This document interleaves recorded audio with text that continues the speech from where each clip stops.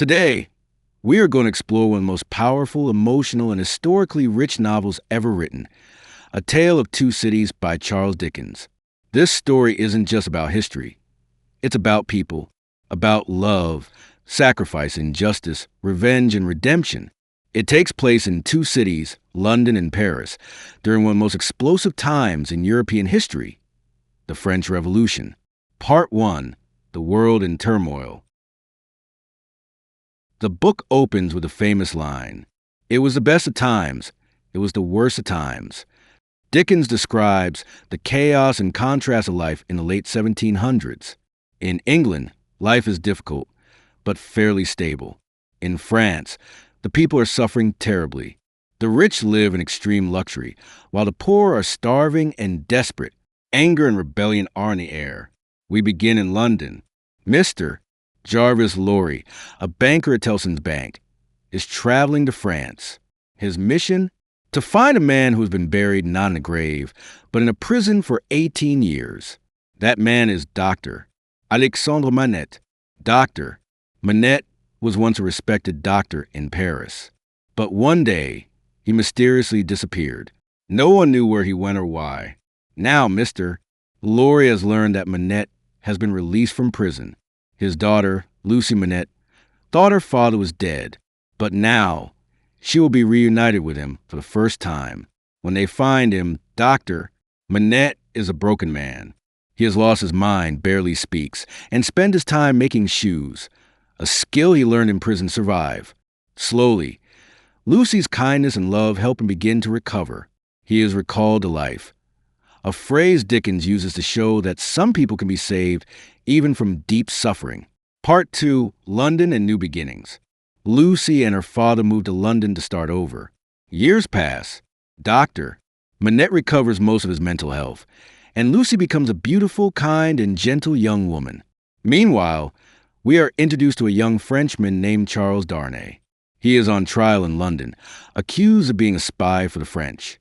Things look bad for him until his lawyer, Sidney Carton, points out something shocking. Carton and Darnay look nearly identical. The witnesses might have seen Carton instead of Darnay, so the court sets Darnay free. Darnay and Carton are very different. Darnay is noble and honest. Carton is smart, but lazy and depressed. He drinks too much and has no purpose in life. Still, both men become part of Lucy Manette's life. Over time, Darnay falls in love with Lucy. He asks her to marry him. At the same time, Sidney Carton also loves Lucy, but he knows he is not worthy of her. He tells her this and makes a quiet promise. He would do anything for her or for anyone she loves. Lucy chooses Darnay. They get married and are happy. But Darnay has a secret. He is the nephew of a French aristocrat, one of the rich nobles who treated the poor terribly in France. He changed his name and moved to England to escape his family's cruel legacy. He tells Dr. Manette the truth after marrying Lucy, and the doctor is shocked, but says nothing. Part 3, The Flames of Revolution. Now let's return to France. The suffering of the poor has reached a breaking point. The French Revolution explodes. Angry mobs storm the Bastille, the prison where Dr. Manette was once held.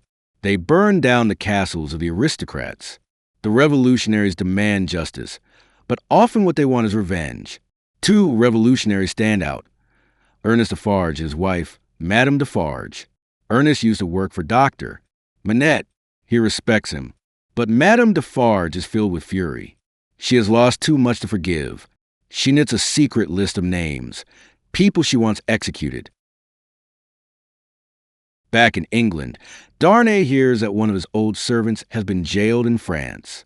He feels responsible and secretly travels to France to help. But as soon as he arrives, the revolutionaries arrest him. He is a nobleman, and to them, that makes him guilty, no matter what kind of person he really is. Lucy and Dr. Manette rush to Paris to save him. Because Dr. Manette is respected as a former Bastille prisoner, he is able to get Darnay a trial. At first, the court finds Darnay innocent and releases him. But Madame Defarge is not done. She presents new evidence, a letter written years ago by Dr. Manette back when he was in prison. In the letter, Manette tells a terrible story of how two noblemen, Darnay's uncle and father, abused a poor family, causing the deaths of a young woman and her brother. When Manette tried to report the crime, he was thrown into prison.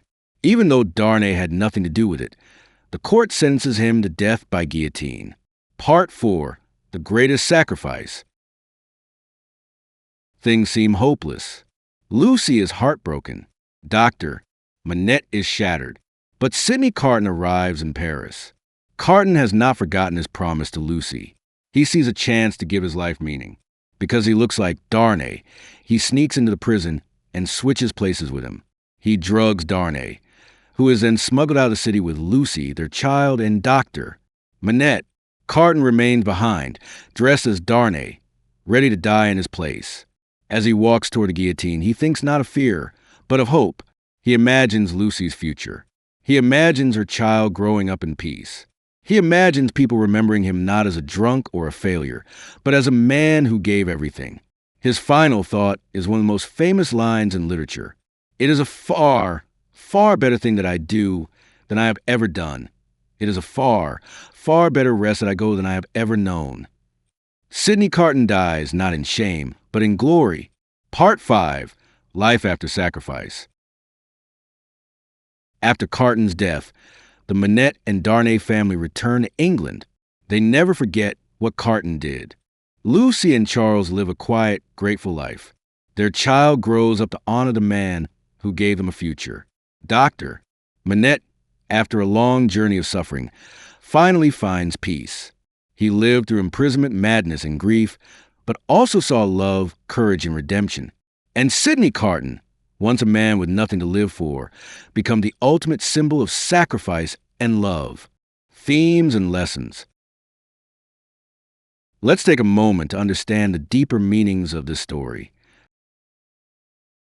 1. Sacrifice. Carton's sacrifice is the heart of the novel. It shows that even someone who feels worthless can make a choice that changes the world. 2. Justice versus revenge. The French Revolution began with the goal of fairness, but it turned into chaos and cruelty. Dickens shows us that when justice turns into revenge, it loses its power. 3. Resurrection. This idea appears again and again. Manette is recalled to life from prison. Carton finds a new life in his final act. It's never too late to change. 4. Identity and fate.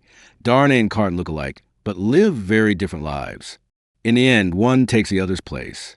It reminds us how easily fate can shift. 5. Love and hope. Even in the darkest times, love can light the way. Lucy's love heals her father. Carton's love gives him courage. Love is stronger than hate. Conclusion. This is more than a story about the French Revolution. It's a story about human hearts. It teaches us that no matter how broken the world is, or how broken we feel, we can still choose to do good. We can still choose love, mercy, and courage. Sidney Carton reminds us that it's never too late to become the person you were meant to be. Manette shows us that even the deepest wounds can heal. And Lucy teaches us the power of compassion. Thank you for listening. Let this story stay with you. Let it remind you that in your own life, you can be the one who brings hope, no matter how dark the world may seem.